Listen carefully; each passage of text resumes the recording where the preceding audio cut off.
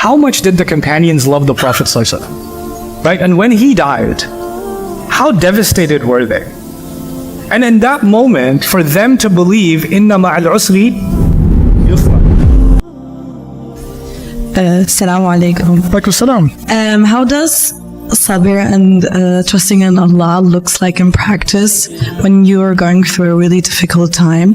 Like say you hoped and planned for something and it didn't work out, and now you're like just overpowered by your emotions, and you know that Allah has the best plan for you, but in that moment it's just so hard to realize. And what can one do to realize that? Okay, so I don't want to ask too much because it's personal, right? But I'm going to give you two scenarios. I'm not going to probe. You were applying for a job, it didn't work out. That's a matter of risk, isn't it? Right? And you were really hoping it would work out, or you were really hoping you would get accepted into the university. You didn't get accepted into the university, right? Those are the kinds of tests where, you could feel depressed, you could feel sad, but you can't live in that sadness. And feeling those emotions at first doesn't mean you don't have sabr and tawakkul. You can have those feelings, and you can feel those emotions, and then you can pick yourself up and inshallah try again, right? So you can have a dip, you can have a low and a high. That's being human, right? Allah didn't create us angels. But a lot of times these kinds of questions also have to do with, I had an engagement and it broke off, or I had a marriage that ended miserably, or I had, or I didn't want my parents to get divorced and they got divorced, or something like that, right? Or I wanted my sister is fighting with my parents and she's moving out of the house, and I didn't want her to move out of the house and she moved out of the house. In other words, all of those situations are about people, right? People ending up doing things that hurt us, or people doing things that we wish they didn't do. Right? And there, I think, the sabr, to me at least, comes from the stories in the Quran where people that are much better than us, like Yaqub alayhi salam, had no control over his family. He didn't have any control. Ibrahim alayhi salam is an incredible human being, had no say in his father's choices, right? We cannot control other people's choices. Sometimes those choices hurt us deeply. And those people that were much better than us, they were hurt very deeply.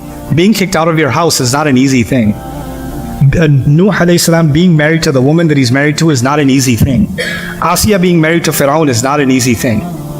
Musa alayhi salam running away from home is not an easy thing. These people were really traumatized by many terrible experiences, right? But Allah taught us through them that we can only control what is within our grasp, and we have to learn to let go what isn't.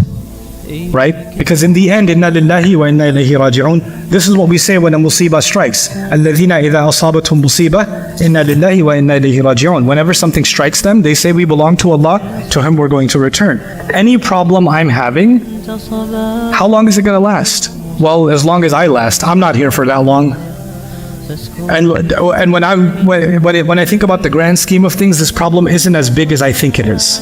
You understand? And of course Allah has given us hope too. Inna ma'al usri yusran. After every difficulty there is great ease. Now you just put yourself in these shoes. How much did the companions love the Prophet ﷺ? Right? And when he died, how devastated were they? And in that moment, for them to believe, inna ma'al usri yusran, because the Quran is still there. The Quran is still saying with difficulty comes twice the ease.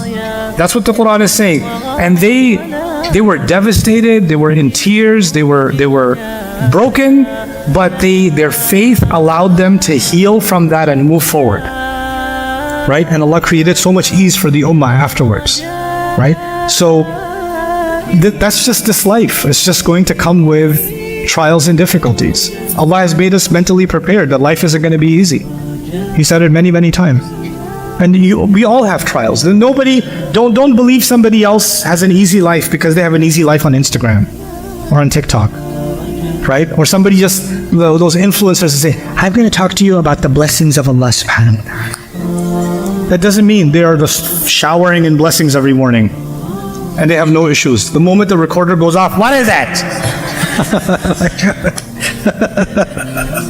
You know? So we unfortunately, sometimes we run after things that are not as real. They're actually fake. But we believe them to be real. Because somebody else has them, so that they must not have any issues. They must not have any challenges. You have things that are causing you hurt, The person next to you has things that are causing them hurt. I have things that are causing me hurt. Everyone has them. Everyone has to deal with their own pain. And so Allah tests people differently. But the problem is we don't see the other person's trial, or we don't see that their trial is exactly the same as ours. So we start saying, how come Allah is not testing them, He's only testing me? Or how come I couldn't have it easy like they have it easy? You don't know if they have it easy or not. You don't know how, you don't know that, right? So these things give us a little bit of comfort that whatever trial Allah has picked for me, whatever loss Allah has picked for me, whatever experience Allah has picked for me, is something I'm supposed to learn from. Learn and grow, that's it. Keep moving forward.